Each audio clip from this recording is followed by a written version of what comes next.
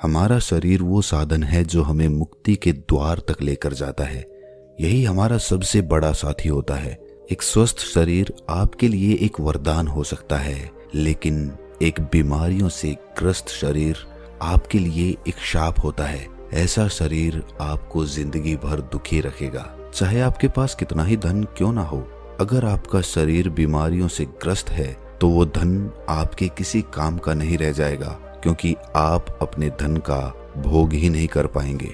एक सन्यासी अपने शिष्यों को इसी प्रकार के उपदेश दे रहे थे। सन्यासी ने उनको बताया कि बहुत सारे योगी पहाड़ों में जाकर कठिन तप करते हैं, बहुत दिनों तक भूखे रहते हैं, व्रत करते हैं। वो ऐसा इसीलिए करते हैं ताकि वो अपने शरीर को मजबूत बना सके, ताकि उनका शरीर लंबे समय तक जीवित रह सके और वो लंबे समय तक जीवित रह के मुक्ति के द्वार खोल सके। जब सन्यासी अपने शिष्यों को ये सब बता रहे थे, तब वहाँ पर एक बुजुर्ग आदमी अपने जवान बेटे को लेकर उनके पास पहुंचा। बुजुर्ग आदमी की आंखों में एक चमक थी, उसकी चाल में एक चपलता थी और उसके पूरे व्यक्तित्व से एक तेज निकल रहा था जो सबको अपनी ओर आकर्षित कर रहा था। लेकिन उसका जवान बेटा उसके बिल्कुल विपरीत था। उसके चेहरे पर कोई तेज नहीं था, उसकी चाल से वो थका थका लग रहा था। उस जवान युवक को देखकर ऐसा लगता था जैसे सारे संसार की विपत्ति उसी के कंधों पर आ गई हो। उसमें जवानी के कोई लक्षण दिखाई नहीं दे रहे थे। वो ऐसा प्रतीत हो रहा था जैसे जवानी में ही उसे बुढ़ापा आ गया हो। आश्रम के शिष्यों की तरफ बिना कोई ध्यान दिए वो बुजुर्ग आदमी अपने बेटे को लेकर उस सन्यासी के पास पहुंच गया। उन्होंने सन्यासी से हाथ जोड़कर याचना की कि आजकल के युवा बच्चों में कोई तेज नहीं बचा है, सब में बुढ़ापा पहले से ही आ गया है। लेकिन अगर मैं अपनी बात करूं तो आज बुढ़ापे में भी मुझे कोई बीमारी नहीं है, मैं बिल्कुल स्वस्थ हूं। लेकिन जब मैं अपने बेटे की तरफ देखता हूं तो मेरा दिल दुखी हो जाता है, क्योंकि ये अपने पिता से पहले ही बूढ़ा होने लग रहा है और एक पिता के लिए इससे ज्यादा दुख की बात क्या हो सकती है। उन्होंने सन्यासी से प्रार्थना की कि आप आयुर्वेद के ज्ञाता हैं, आप इतने बड़े सन्यासी हैं, आपके पास तो बहुत सारे तरीके होंगे जिससे मेरे बेटे को बुढ़ापा आने पर भी बीमारी ना पकड़े। अगर आपके पास ऐसी कोई औषधि है तो आप उसे देने की कृपा करें, जिससे मैं चिंता मुक्त होकर अपना जीवन जी सकूं। सन्यासी ने उस बुजुर्ग आदमी के युवा बेटे की तरफ देखते हुए कहा कि औषधि तो बीमार आदमी को दी जाती है, लेकिन इस युवक को देखकर ऐसा लगता है कि इसे कोई बीमारी नहीं है, बल्कि इसके खान पान, इसके रहन सहन और इसकी दिनचर्या में थोड़ा बदलाव करने से इसका पूरा जीवन बदल सकता है। असल में इंसान अगर बीमारी आने से पहले ही सतर्क हो जाए तो उसके पास बीमारी नहीं आएगी। लेकिन हम बाद में सतर्क होते हैं जब बीमारियां हमारे शरीर में प्रवेश कर चुकी होती हैं और उसके बाद औषधियों के इलाज के अलावा और कोई तरीका हमारे पास नहीं बचता। लेकिन मैं सबको कहता हूं कि जो भी इंसान अपना स्वस्थ शरीर चाहता है, अच्छा खुशहाली से भरा जीवन जीना चाहता है, उसे अपनी दिनचर्या में कुछ नियम अपनाने होंगे। उसे कुछ भोजन ऐसे खाने होंगे जो उसके शरीर के लिए लाभकारी हों, और तीसरा उसे कुछ ऐसे योग सीखने होंगे जिन्हें वो जीवन भर कर सकें। अगर वो सिर्फ इन 3 बिंदुओं को विस्तार से समझ लेता है तो उसका शरीर उसके लिए वरदान साबित हो जाएगा। उससे अपने शरीर की वजह से इस जीवन काल में कभी भी कोई कष्ट नहीं उठाना पड़ेगा। ये 3 बिंदु मैं तुम्हें विस्तार से समझाने की कोशिश करता हूँ। इन 3 बिंदुओं में सबसे पहले हमारा भोजन आता है। जिस प्रकार का भोजन हमारा शरीर ग्रहण करेगा, उसी प्रकार की वो ऊर्जा पैदा करेगा। अगर हम अपने शरीर में बासी खाना डालेंगे तो वो आलस्य से भरा रहेगा, वो हमेशा सुस्त रहेगा। लेकिन वहीं पर अगर हम उसमें ताजा खाना डालेंगे तो हमारा शरीर चुस्ती से भरा रहेगा, उसमें कोई आलस्य नहीं रहेगा। सन्यासी ने अपने कथन पर और प्रकाश डालते हुए बताया कि किसी भी देश का भोजन वहाँ की ऋतुओं और वहाँ की जलवायु पर निर्भर करता है। ऋतुओं के हिसाब से सर्दी का अलग खाना होता है, गर्मियों का अलग खाना होता है, और उसी प्रकार अलग अलग ऋतुओं का अलग अलग खाना होता है। और अगर हम जलवायु की बात करें तो जो लोग समुद्र के किनारे रहते हैं उनका खाना अलग होगा, और जो लोग रेगिस्तान के पास रहते हैं उनका खाना उनसे बिल्कुल अलग होगा, क्योंकि अलग अलग देश में वहाँ की जलवायु के हिसाब से फसल उगाई जाती है और जो फसल वहाँ पर उगती है उसी के हिसाब से वहाँ पर भोजन तैयार किया जाता है। लेकिन चाहे किसी भी देश या किसी भी जलवायु का भोजन क्यों ना हो, अगर तुम अपने भोजन के साथ कुछ खाद्य पदार्थ और लेते हो तो तुम्हारा शरीर अपने आप चुस्त रहेगा, ऊर्जा से भरा रहेगा। उदाहरण के लिए मैं तुम्हें बताना चाहता हूँ कि खाने के साथ गाय का देसी घी बहुत ही लाभकारी होता है, लेकिन जरूरत से ज्यादा घी खाना भी नुकसानदायक हो सकता है। इसीलिए जब भी आप अपने सुबह या फिर रात्रि का भोजन करें तो उसके साथ 2 से 5 चम्मच देसी घी का सेवन अवश्य करें। इससे आपके शरीर के जोड़ों के अंदर वो घी पहुंचता है, जिससे आपके जोड़ उम्र बढ़ने पर भी अच्छी तरह काम करते रहते हैं। तुमने बहुत सारे लोगों को देखा होगा जिनके घुटनों में दर्द रहता है, जिनके हाथ में दर्द रहता है। ये बीमारी तभी होती है जब हमारे शरीर में पर्याप्त मात्रा में तेल नहीं पहुंचता है। तेल यानी कि देसी घी। देसी घी हमारे शरीर के लिए सबसे ज्यादा लाभकारी होता है। इसके अलावा रात के खाने के बाद गाय का दूध अवश्य पिएं। गाय का दूध भैंस के दूध से ज्यादा बेहतर होता है, क्योंकि गाय के दूध से हमारा दिमाग तेजी से काम करता है, उसकी कार्य करने की क्षमता बढ़ती है, शरीर में चुस्ती बढ़ती है। सन्यासी ने आगे बताया कि सुबह सुबह तुम्हें भरपेट खाना खाना चाहिए, क्योंकि वो खाना दिन भर काम करने से हजम हो जाता है। लेकिन रात में अगर भरपेट खाना खाया जाता है तो हमारा शरीर नींद में जाने के बाद उस खाने को अच्छी तरह से हजम नहीं कर पाता, और इसी वजह से कुछ लोगों का पेट सुबह सुबह अच्छे से साफ नहीं हो पाता है। और जब पेट अच्छे से साफ नहीं होता, उसी से बहुत सारी बीमारियों का जन्म होता है। इसीलिए रात में हल्का खाना खाएं और खाने के बाद थोड़ी सी मिठाई अवश्य खाएं, क्योंकि खाने के बाद थोड़ा मीठा खाने से हमारी पाचन क्रिया तेज हो जाती है। उसके बाद हमारा खाना जल्दी हजम हो जाता है। इसके अलावा बासी भोजन कभी ना खाएं। बासी भोजन खाने से अच्छा है आप भूखे रह जाएं। लेकिन बासी भोजन, सड़ा हुआ भोजन हमारे शरीर के अंदर जाकर बहुत सारे कीटाणु पैदा कर देता है, और उसी की वजह से बहुत सारी बीमारियों का जन्म होता है। सन्यासी ने सभी शिष्यों को चेतावनी देते हुए कहा कि हफ्ते में कम से कम एक दिन बहुत ही हल्का खाना जरूर खाएं, या हो सके तो व्रत भी धारण कर लें, क्योंकि एक दिन खाना ना खाने से या कम खाना खाने से हमारा कोई ज्यादा नुकसान नहीं होगा, लेकिन फायदा ये होगा कि हमारे पाचन तंत्र को एक दिन के लिए आराम जरूर मिल जाएगा।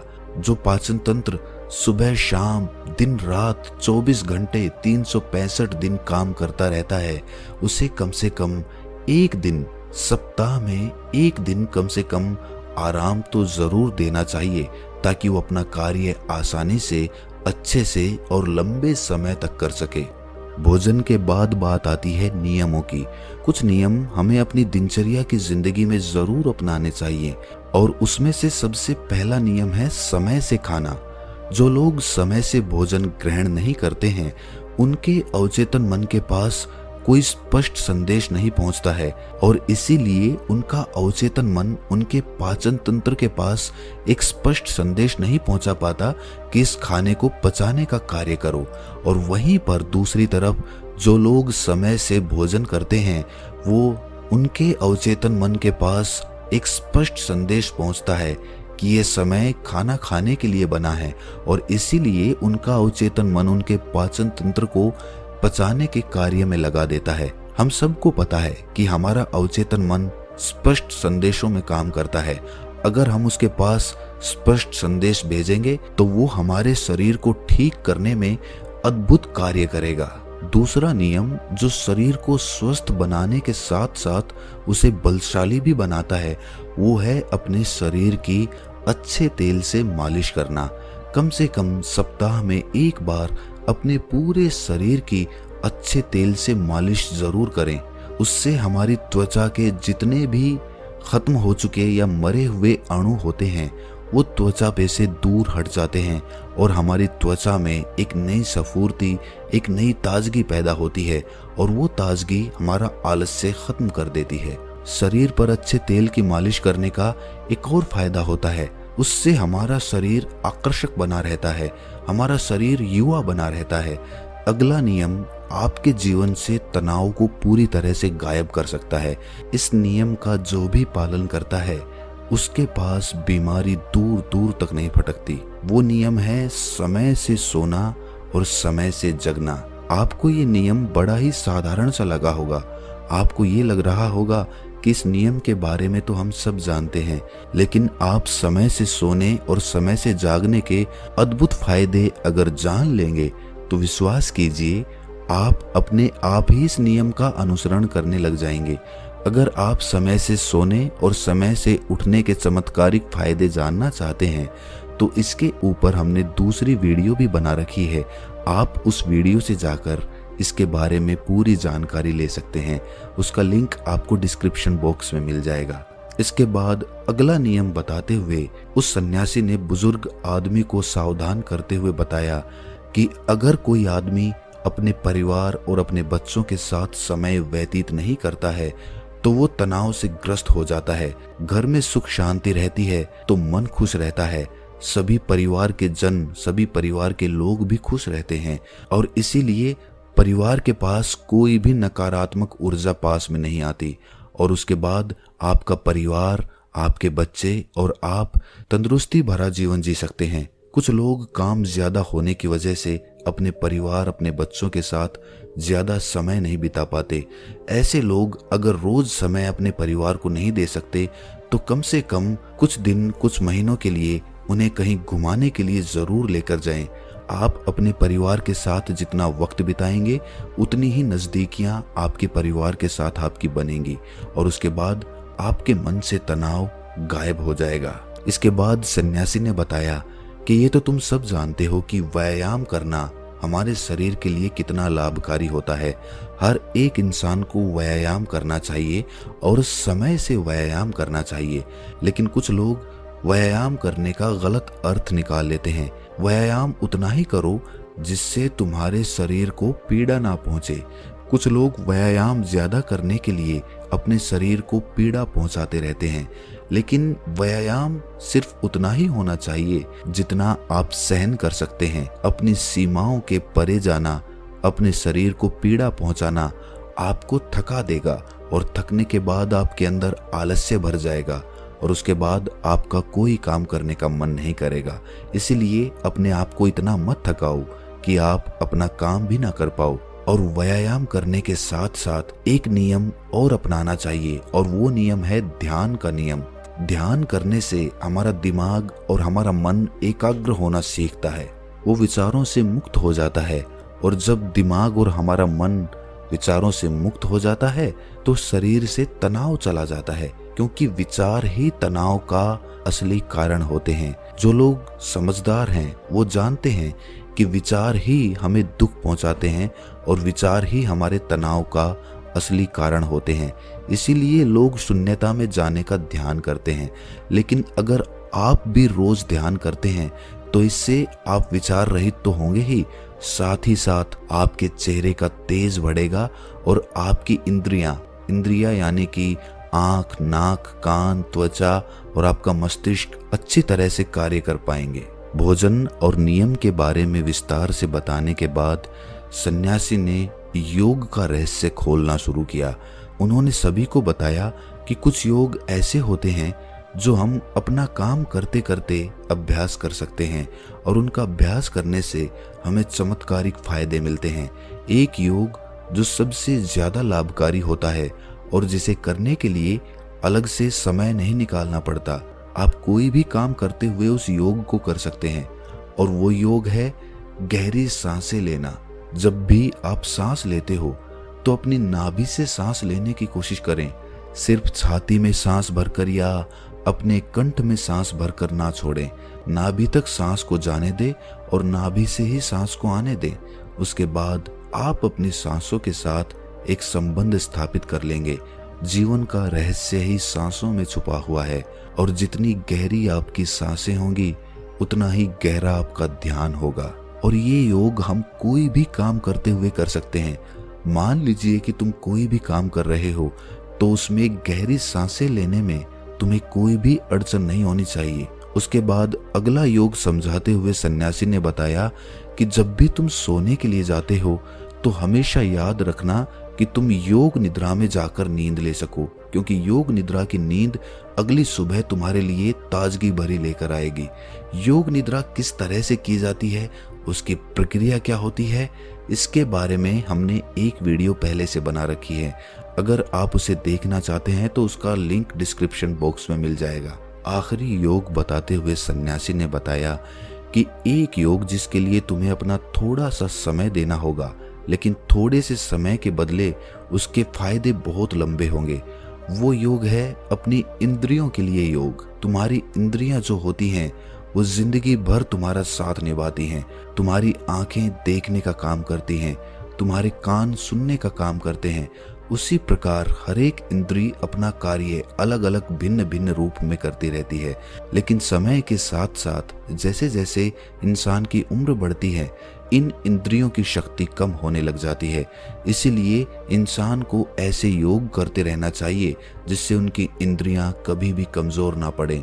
उदाहरण के लिए आंखों की शक्ति बढ़ाने के लिए त्राटक ध्यान का प्रयोग किया जा सकता है, और कानों की शक्ति बढ़ाने के लिए कानों से सुनने का अभ्यास किया जा सकता है। सिर्फ हमें अपनी अलग अलग इंद्रियों पर अलग अलग समय पर अपना ध्यान केंद्रित करना है। जैसे कि हम खाली बैठे हुए सिर्फ सुनने पर ध्यान लगा रहे हैं, हमारे कानों में हर प्रकार की ध्वनि प्रवेश कर रही है, हमारा पूरा ध्यान सिर्फ सुनने पे लगा हुआ है। इस ध्यान को सिर्फ कुछ पलों तक करने के बाद आपको खुद ही महसूस हो जाएगा कि वो इंद्री आपकी अच्छी तरह से काम करने लग गई है। इसीलिए ये भोजन, नियम और आखिर में ये योग आपके जीवन को बदल सकते हैं। बुढ़ापे तक आपके पास कोई बीमारी नहीं आएगी। उसके बाद सन्यासी ने सभी को वहां से प्रस्थान करने के लिए कहा और खुद आयुर्वेद की औषधियां बनाने में लीन हो गए। तो दोस्तों, कैसी लगी ये कहानी आपको कमेंट सेक्शन में ज़रूर बताना, और अच्छी लगी हो तो इस चैनल को सब्सक्राइब करके नोटिफिकेशन बेल को ज़रूर प्रेस कर देना। तो मिलते हैं